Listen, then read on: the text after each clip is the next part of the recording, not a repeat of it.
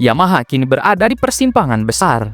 Setelah bertahun-tahun tertinggal dari Ducati, Aprilia, dan KTM, pabrikan Iwata sedang melakukan rekonstruksi total untuk menyambut perubahan paling besar MotoGP dalam satu dekade terakhir. Mulai dari mesin baru, regulasi baru, hingga ban baru Pirelli yang akan resmi digunakan pada 2027.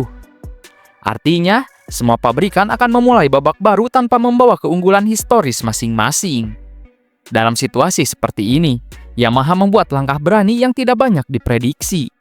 Mereka membawa Toprak Razgatlioglu, fenomena World Superbike, kembali ke rumah biru lewat tim Pramac Yamaha. Langkah ini bukan sekedar transfer seorang pembalap besar. Yamaha menjadikan Toprak sebagai bagian inti dari rencana jangka panjang untuk kembali menjadi kekuatan dominan di MotoGP. Dan orang pertama yang secara terbuka menilai bahwa langkah ini sangat penting adalah rekan setimnya sendiri, Jack Miller. Ia bukan hanya memuji kemampuan Toprak, tetapi juga menekankan bagaimana gaya balap Toprak yang benar-benar berbeda dapat menjadi elemen yang selama ini hilang dalam filosofi Yamaha.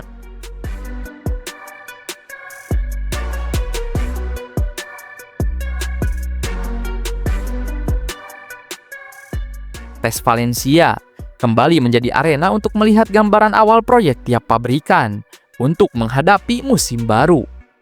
Di sesi itu, perhatian utama tertuju pada Diogo Moreira, juara Moto2, dan Toprak Razgatlioglu, juara 3 kali World Superbike, yang akhirnya memulai petualangan penuh di MotoGP.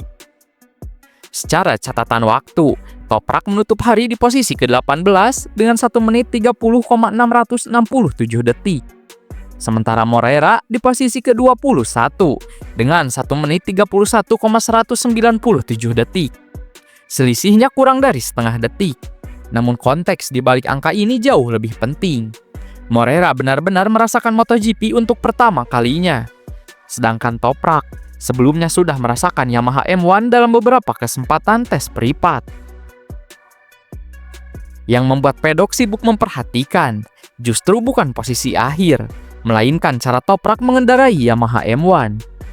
Ia mengerem jauh lebih dalam daripada pembalap Yamaha lainnya, memaksakan motor masuk ke titik-titik pengereman yang selama ini tidak pernah digunakan oleh Quartararo, dan mengubah karakter corner entry M1 yang identik dengan smooth dan efisiensi.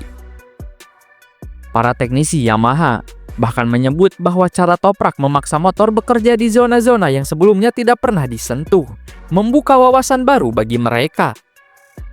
Dengan kata lain, Yamaha sedang melihat sesuatu yang segar, sesuatu yang selama ini tidak mereka miliki.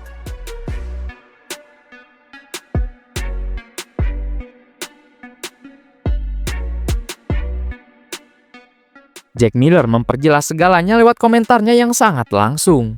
Ia mengatakan bahwa dengan pembalap seperti Toprak, dengan gaya yang benar-benar berbeda, kami akan punya jenis informasi baru. Kami bisa melihat apa yang ia lakukan pada motor di titik tertentu, dan bagaimana ia melakukannya. Dan semua ini akan menguntungkan Yamaha. Pernyataan itu jauh lebih dalam dari sekedar pujian. Terutama karena Yamaha selama ini kekurangan referensi gaya ekstrim. Selama bertahun-tahun, Yamaha hanya memiliki satu jenis data, gaya balap halus ala Quartararo, Viñales, dan Morbidelli.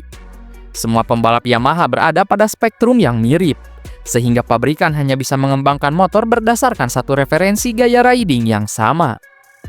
Kini, Yamaha memiliki 3 spektrum yang jauh lebih kaya secara filosofi. Jack Miller membawa gaya agresif namun dapat dimainkan. Sementara Toprak menghadirkan gaya ekstrim yang hampir tidak masuk akal bagi motor MotoGP modern.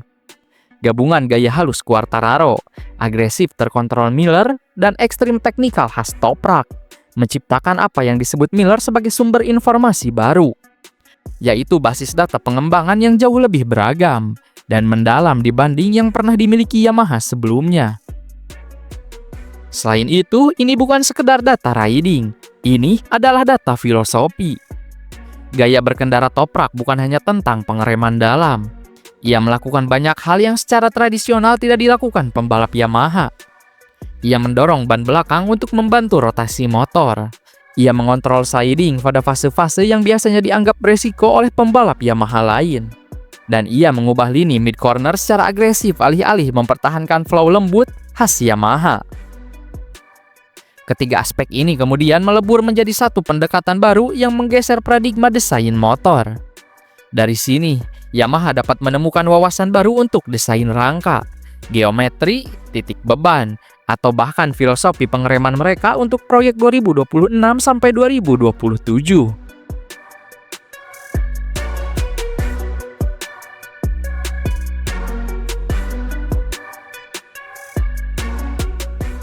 Pergantian ban dari Michelin ke Pirelli menjadi salah satu faktor paling menentukan dalam proyek Yamaha. Bagi Toprak, perubahan ini bukan ancaman, tetapi keuntungan besar. Miller menegaskan, ia datang dari gaya balap lain, dari Pirelli. Ada banyak cara membuat motor ini tampil maksimal. Nilai terbesar Toprak ada pada kenyataan bahwa ia bukan hanya pembalap yang terbiasa dengan Pirelli. Ia adalah referensi bagi Pirelli. Gaya pengeremannya yang brutal, teknikal menjaga traksi, serta kemampuannya memanfaatkan ban belakang sebagai alat rotasi adalah DNA khas Pirelli di World Superbike. Dengan memiliki Toprak sejak 2025, Yamaha mendapatkan database pemahaman Pirelli 2 tahun lebih awal. Saat pabrikan lain baru memahami karakter ban tersebut pada 2027, Yamaha sudah memiliki arah yang jelas. Ini keuntungan strategis yang tidak ternilai.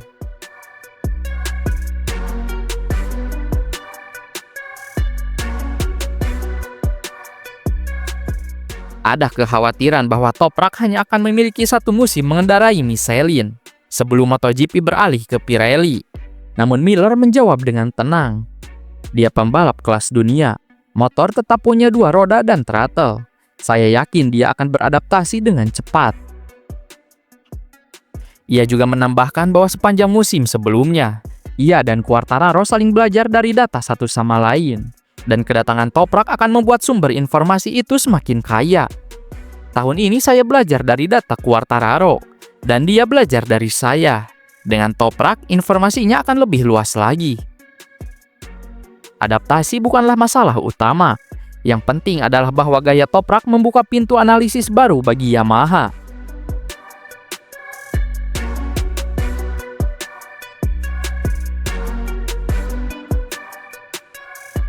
Proyek Yamaha bersama Toprak dibagi menjadi 3 fase besar.